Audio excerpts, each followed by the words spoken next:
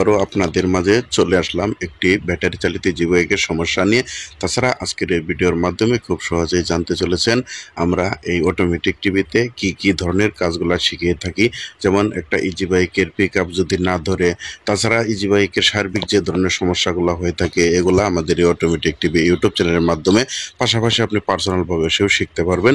তাছাড়া আমরা এই অটোমেটিক টিভি এর মাধ্যমে দীর্ঘদিন যাবৎ যেমন মোটর, মিশুকের মোটর, টাটাই মোটর, 1200 ওয়াট মোটর অর্থাৎ ইলেকট্রিক গাড়ির যে কোনো ধরনের মোটর খুব সহজেই এখান থেকে মেরামত করা শিখতে পারবেন। তাছাড়া এখানে মোটরের কয়েল সহ এবং মিশুক ও ভ্যান গাড়ি, তাছাড়া 1000 ওয়াট, 1200 ওয়াট যে কোনো ধরনের মোটর এবং কি কন্ট্রোলার যে মেরামত করা, কিভাবে মেরামত করতে হয়, কিভাবে সমস্যা হলে এটার ভিতরে সমস্যা ধরতে হয়, তারগুলা কিভাবে কাজ করে, কোন তারের কত ভুল থাকবে, এই তারগুলা কি সমস্যা হতে পারে বিস্তারিত নিয়ে, অথবা মিশুকের যে কন্ট্রোলারগুলো রয়েছে 48 বলেন, ভ্যান গাড়ি, যে কোনো ধরনের ইলেকট্রিক গাড়ির কন্ট্রোলারগুলা খুব সহজেই এখান থেকে প্রশিক্ষণ নিয়ে আপনার এলাকাতে একটা দোকান দিয়ে আপনি কর্ম করে খেতে পারবেন।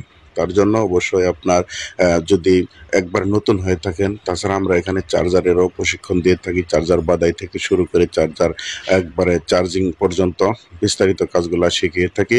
আপনি যদি একেবারে নতুন হয়ে থাকেন তাহলে আমাদের কাছে এসে আপনি কিছুদিন এখানে থেকে কাজগুলো শিখে তারপর আপনার এলাকাতে গিয়ে একটা কর্মসংস্থানের ব্যবস্থা করে খেতে পারেন। তাছাড়া পাশাপাশি ওয়ারিংয়ের কাজগুলা, কীভাবে ওয়ারিংয়ের তার কোথায় থাকে, কোন তারে কত ভোল্ট প্রবাহিত হবে, কিভাবে কাজগুলা করবেন বিস্তারিত এখানে শেখানো হয়ে থাকে।